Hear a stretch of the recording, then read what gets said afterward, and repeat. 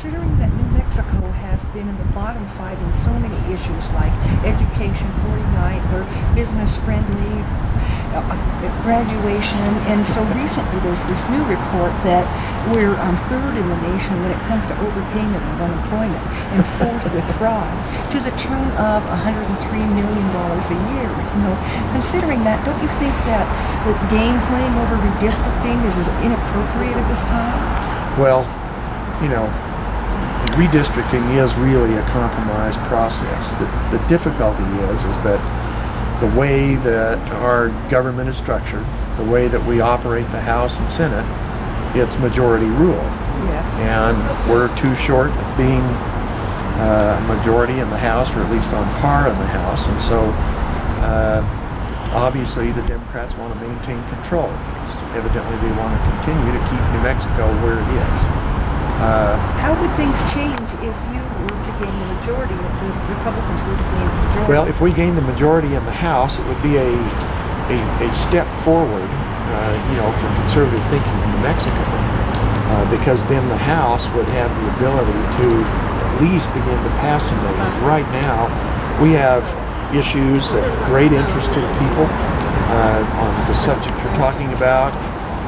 Driver's license and a lot of those things that we have to work very hard to find a couple of votes to get them to the, on a floor passage. And then even worse than that, we have committee designs so that you can't get the bills through committee.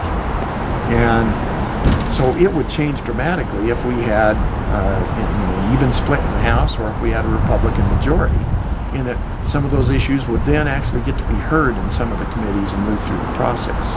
Yes. Again, without the Senate being a majority, then you sort of have the check and balance, I guess, that occurs on the other side of it. But oftentimes, many of the conservative ideas don't even get heard as a result of that.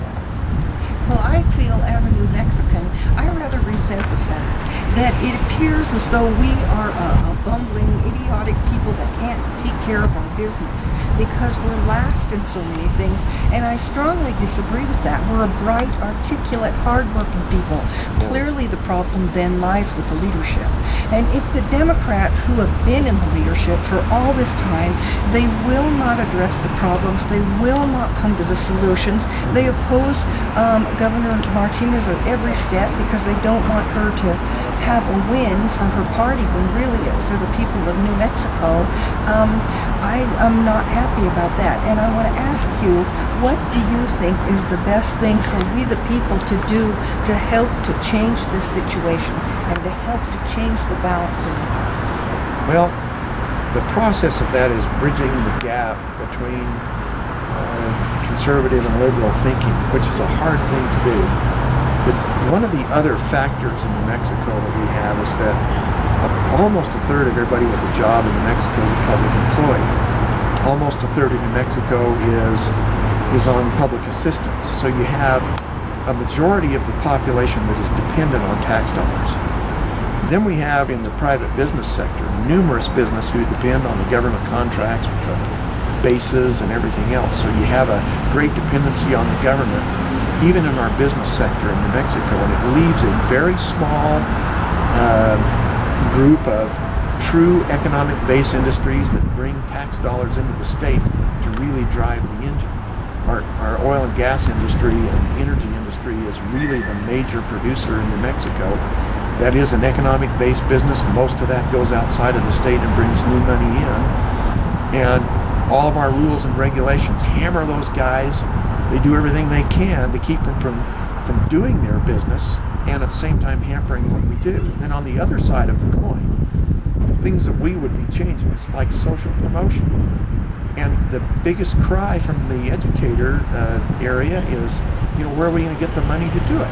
Well, we're paying them now to teach kids to read. And in that program, it's a 2-year phase-in. Obviously, what we're doing now doesn't work if a third of your kids can't read when they hit the third grade level. So the process there is, well, I guess we better change how we teach kids to read. We better figure out what makes those programs really work. It's not about more money. It's about new solutions to an old problem. And we're just not going there. I think we need to change the House and the Senate. We need a tsunami is what we really need. We need to overturn what's there now. Well, and then we need to go forward with the House, the Senate, and the governors. I You think know, she's... President Obama came from an advocacy background. He has surrounded himself with people that are of similar type. There's nobody with any life experience in 90% of the stuff they're dealing with. They have no even simple life experiences in it. I don't believe that they're capable of solving the problem that we have in the country. What they keep continuing to try and do to us is clearly ineffective. You know, his latest round about taxing the rich again, at the quote Winston Churchill, taxing oneself into prosperity is like a man standing in a bucket attempting to lift himself by the handle. And that's exactly where we are. New Mexico has a huge hill to climb because our tax policy is wrong. We don't have the economic base industry to drive what goes on here. If the federal government starts backing out of New Mexico, we are going to be in deep trouble. It's more than a third of our gross state product. It's federal entitlement proposal. Well, we the people want to climb this hill, and we want to climb it with our leaders. And whether those are Republicans or whether those are Democrats, it will be those who are willing to tackle problems and who are willing to set aside their personal agendas and look for the good of what must change in this state so we can climb out of the bottom 5. Why shouldn't we be 30th? Why shouldn't we be 20th? Why not 10th? Let's move on. Let's do the best for New Mexico. Thank you, Tom. Well, you're welcome. We have some ideas that we're going to be working on in the next session. I've been in municipal government before I was in state government for years, been trying to figure out a way to solve the issues between state and local government. The problem is everything we do affects localities, and so it's difficult to change tax policy when you're changing somebody else's. We need to cure that problem. That's a big one. We need to figure out how to do a better job of managing state funds. It's just criminal what we did in 2006 and 7 when we had all of that money.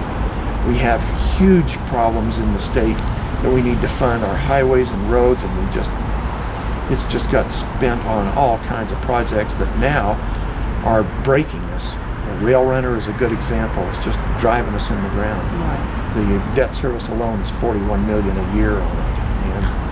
And, the numbers you see in the newspaper on how much we've lost on it is just, they're way off. We actually spent more than $800 million on the railroad. So those kinds of things, you have to put the brakes on them. You have to figure out how to turn them around. Yes. If you had a group of people here who were determined to do so, it would be done. They could figure that out. Well, They could the come to legislative some process solution. is difficult. Right, it is. It requires that people engage their representatives and their senators. And you have to be vigilant. You have to be constant about that. You have to work with those people to understand what it is in your life that you need changed to make you more successful. Well, what do we need from New Mexico? What does New Mexico need? What needs to be changed? We need to have the people that are willing to make those choices. We need to change the foundation of education. We need to change tax policy in the state. Are probably the two biggest things. It's an economic development process. Without educated kids, without good tax policy, without the ability to come and do business in New Mexico, it's tough.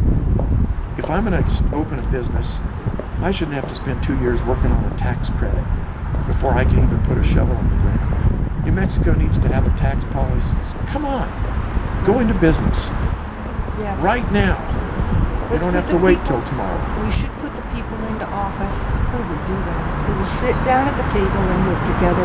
There is a place for compromise, and there's a place to move forward, and New Mexico needs to move forward. So, good luck the rest of Well, the special thank you. session, and good luck in the next year. Thanks so much. You know, the big problem is like I was talking to a group of teachers in Farmington. Somebody brought up oil and gas revenues, and the teacher stood up and said, "We're not here talking about oil and gas. We're talking about education." I said, a third of your payroll check comes directly from the energy industry. My Lord. My payroll check comes from the government. Yeah.